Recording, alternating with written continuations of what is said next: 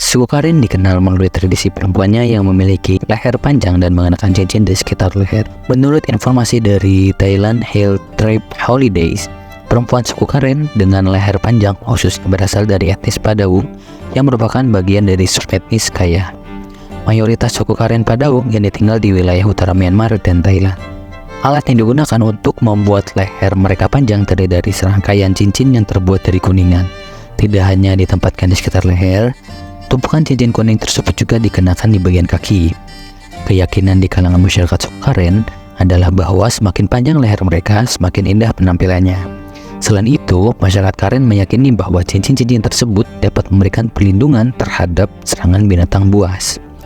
Uniknya, semakin bertambah usia seseorang, jumlah cincin kuningan yang dikenakan juga bertambah. Umumnya, cincin mulai dipasang pada leher anak perempuan suku Karen sejak usia 5 tahun. Pada awalnya, anak perempuan suku Karen mengenakan 2 hingga 3 tumpukan cincin di lehernya, dan jumlah ini dapat bertambah 1 cincin setiap 2 hingga 3 tahun hingga mencapai usia 19 tahun. Setelah itu, cincin kuningan digantikan dengan gelang besi.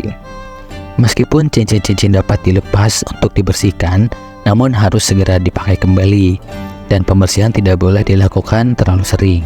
Perempuan Karen hanya diperbolehkan melepas cincin dalam waktu lama sebanyak 3 kali sepanjang hidup, yaitu saat melahirkan, menikah, dan meninggal.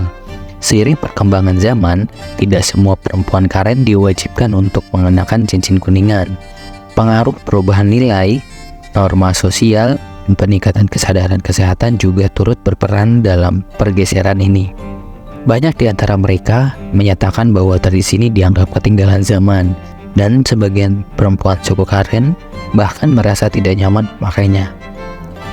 Beberapa dari mereka menyadari risiko kesehatan terkait dengan memanjangkan leher, seperti gangguan pernapasan dan potensi perubahan struktur tulang. Tradisi ini hanya diteruskan oleh beberapa anak perempuan yang lahir pada waktu-waktu tertentu.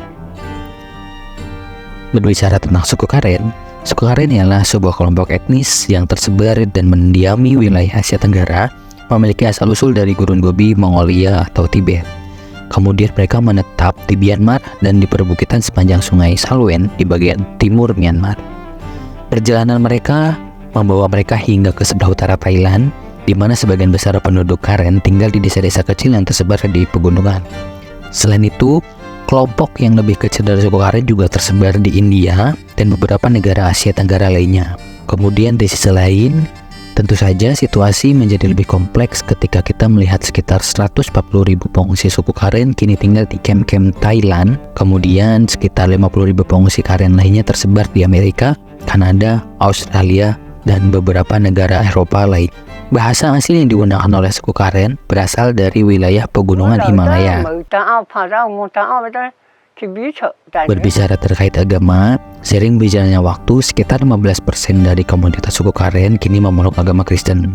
Oleh karena itu, tidak jarang kita dapat menemui beberapa kuil Buddha dan gereja Kristen di desa-desa Karen.